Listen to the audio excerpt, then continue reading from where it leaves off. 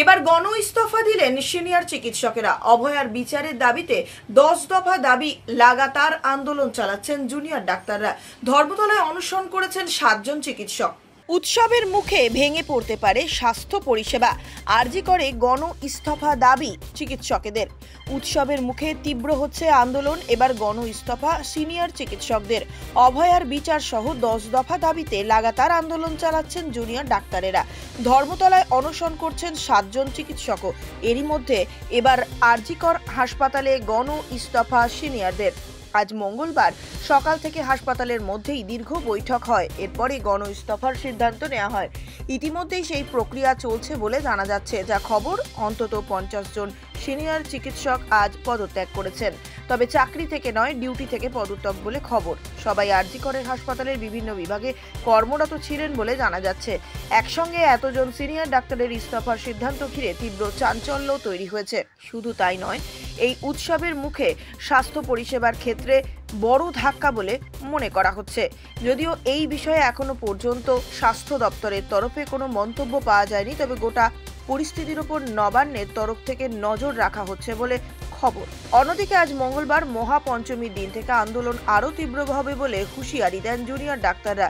সেই মতো আজ সকাল 9টা থেকে রাজ্যের সমস্ত মেডিকেল কলেজে প্রতীকী অনশন শুরু হয়েছে, যেখানে জুনিয়র চিকিৎসকদের পাশে সিনিয়ররাও যোগ দিয়েছেন। সেই মতন কলকাতা মেডিকেল কলেজের পাশাপাশি 12 ঘন্টা অনশনে বসে রয়েছেন মালদহ মেডিকেল কলেজ হাসপাতালের জুনিয়র ডাক্তাররাও। রাজ্যের অন্যান্য মেডিকেল কলেজের পাশাপাশি একই ছবি এই মালদহ মেডিকেল কলেজের হাসপাতালেও। অনশনকারীরা জানিয়েছেন, আরজি করের ঘটনায় উপযুক্ত শাস্তি এবং আরও 10 দফা দাবিতে আজ রাজ্য জুড়ে 12 ঘন্টার প্রতীকী অনশন করা হচ্ছে। সকাল 9টা থেকে অনশনে বসেছেন জুনিয়র চিকিৎসকেরা, যা রাত্রি 9টা পর্যন্ত চলবে বলে জানানো হয়েছে। এরপরেও সরকারের টনক না নড়লে আন্দোলন আরও তীব্র হবে বলে হুঁশিয়ারি। না, এটা একদমই সেলফ কন্ট্রাডিক্টরি হচ্ছে না। এই জন্যই বলে রাখি যে কোনো সরকারি যে কোনো সরকারি বেসরকারি জায়গাতে একজন যদি বলে আমি রেজিগনেশন দিলাম বলেই তো সেটা আর অ্যাকসেপ্টেড হয়ে যায় না। That is subjected to acceptance. তো সুতরাং আমরা রেজিগনেশন দিলাম, তার মানে এই না যে আমরা হাসপাতাল ছেড়ে চলে যাচ্ছি। এবং এটা আমাদের একটা প্রতিবাদ জানানোর ভাষা, এবং এটার একটা নোটিশ পিরিয়ড থাকে, এবং মানবিকতার স্বার্থেও এরকম রেজিগনেশন দিয়ে এত পেশেন্ট আসছে, আমরা ছেড়ে যাব কোথায়? যাবই বা কেন? আমরা মানুষকে সার্ভিস দিচ্ছিলাম, দিয়ে যাব, এবং প্যারালালি প্রশাসনকে এই বার্তা দিচ্ছি যে আপনারা দয়া করে আসুন এবং কথাবার্তা বলুন। এই মুহূর্তে যদি বলেন নাম্বারস এর কথা, আমরা যারা কনভেনশনে এসেছিলাম অলরেডি পুজো শুরু হয়েছে, বিভিন্ন জন ছুটিতে আছে। এখন নাম্বারসটা হয়তো খুব বেশি নয়, 40-এর উপরে হয়ে গেছে, অলরেডি ইটস রিচিং হয়েছে, এবং এর সংখ্যা বাড়বে, কেননা একটা হসপিটালে প্রচুর ফ্যাকাল্টিজ আছে, ওয়ার্কিং আওয়ার্স এর মধ্যে মিটিং হয়েছে, সংখ্যা বাড়বে। আপনারা এই লেটারে লিখেছেন যে প্রয়োজনে আপনারা ইন্ডিভিজুয়ালিও রেজিগনেশন দেবেন, মানে হ্যাঁ, আমরা যদি প্রয়োজন মনে হয়, যদি দেখি অচল অবস্থা কাটছে না, সুতরাং তখন আমাদের সেই ইন্ডিভিজুয়াল রেজিগনেশনও কিন্তু এগেন সাবজেক্টেড টু কনসিডারেশন। এবং আমি যদি আজকে ইন্ডিভিজুয়ালি রেজিগনেশন দিই, কাল থেকে আমি আসছি না তা বলতে পারি না। অ্যাটলিস্ট 3 থেকে 6 মাসের আমাদের একটা ইন্টিমেশন দিতে হয়, তারপরে আমাদের resignation, that is subjected to consideration for acceptance. গতকাল মুখ্যমন্ত্রী কাজে যোগ দিয়ে তারা বলছেন যে আমরা তো কাজে যোগ দিয়েছি, তারা তো অলরেডি কাজে জয়েন করেছে। কাজে জয়েন না করলে তো এই হাসপাতাল চলবে না। দাবিগুলো পূরণ হয়নি, যার জন্য গিয়ে তারা কাজে যোগ দিলেও তারা পুরোপুরি ভাবে আমি একটু অ্যাড করে দিচ্ছি যে বেসিক্যালি 10টা দাবির মধ্যে কিছু দাবি আছে যেগুলো কিন্তু খুব সহজেই অ্যাড্রেস করা যায়। যেমন গতকাল আমরা দেখেছি স্বাস্থ্য সচিব এবং আমাদের স্বাস্থ্য অধিকর্তা বলেছেন যে সেন্ট্রাল রেফারেল সিস্টেম এবং ডিজিটাল যে পেশেন্ট মানে vacancy status, bed vacancy status, সেগুলো খুব তাড়াতাড়ির মধ্যে ওরা ইমপ্লিমেন্ট করছেন। তো এরকম কিছু অবজেক্টিভ দাবি যেগুলো আমি বলছি যে ওনারা করছেন, ওনাদের সদিচ্ছা আছে, এবং ওনারা যে করছেন এই কমিউনিকেশনটা যদি দুপক্ষের মধ্যে হয়, আমার মনে হয় এই অচল অবস্থাটা কাটবে। আজ অবিচারের 1 মাস 29 দিন, 59তম দিন।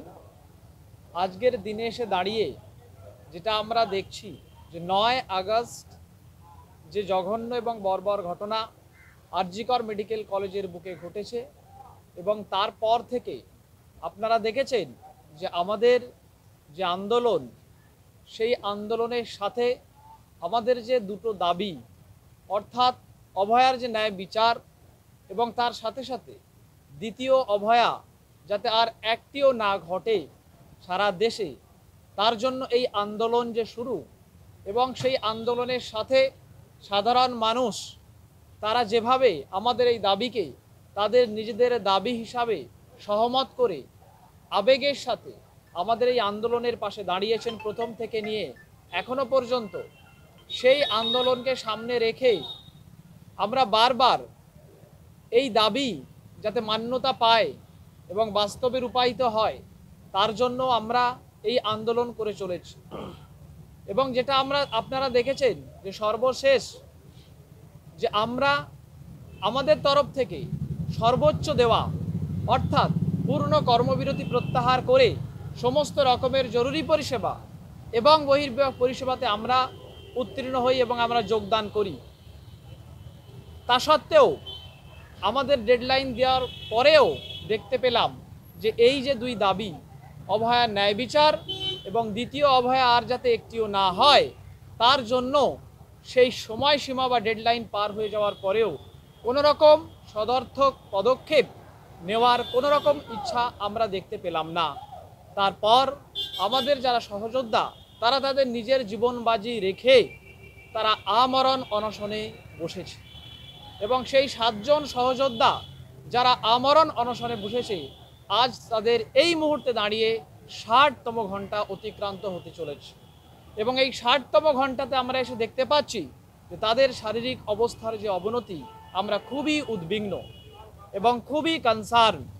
যে কোনো সময়ে এই 7 জন সহযোদ্ধার সাথে তাদের শারীরিক অবস্থার অবনতি আমাদেরকে উদ্বেগজনক অবস্থায় ঠেলে নিয়ে যেতে পারে এবং তার সাথে সাথে অভয়ার যে বিচার এবং দ্বিতীয় অভয়া যাতে না হয় তার মধ্যেও দেখতে পেলেন যে জয়নগর ছাড়া অন্যান্য জায়গায় যে ঘটনাগুলো ঘটছে এই ঘটনার জন্যই আমাদের এই লড়াইগুলো। তো সেই জিনিসটাকে মাথায় রেখে যাতে আমাদের সহযোদ্ধাদের এই শারীরিক অবস্থার দিকে অন্ততপক্ষে নজর দিয়ে সদর্থক ভূমিকা আমরা এই প্রশাসনের কাছ থেকে পাই, তার জন্য আজ আরজিকর মেডিকেল কলেজের বুকে এবং অন্যান্য সমস্ত ওয়েস্ট বেঙ্গল জুনিয়র ডক্টরস ফ্রন্টের সমস্ত মেডিকেল কলেজগুলোতে আমরা আমাদের প্রতীকী অনশন আজ থেকে আমরা শুরু করলাম। আজ প্রথম দিন 7 জন আমাদের সহযোদ্ধা আরজিকর মেডিকেল কলেজ থেকে তারা এই প্রতীকী অনশন শুরু করছে এবং আমাদের এই প্রতীকী অনশন আমরা জানিয়ে দিতে চাই যতক্ষণ পর্যন্ত না আমাদের এই দাবি অভয়ার ন্যায় বিচার এবং দ্বিতীয় অভয়া আর যাতে একটিও না ঘটে এটা হয়, এই প্রতীকী অনশন আমরা ওয়েস্ট বেঙ্গল জুনিয়র ডক্টরস ফ্রন্টের তরফ থেকে আমরা এটা আজ থেকে এটা শুরু করলাম। আমাদের যারা প্রতীকী অনশন করবে 7 জন তারা এখানে রয়েছে, তার মধ্যে অন্যতম ডক্টর তাপস প্রামাণিক, আমি তাকে অনুরোধ করব কিছু বলার। যে কোনো খবরের জন্য যোগাযোগ করুন 7099017330 এবং 7099017110 নম্বরে।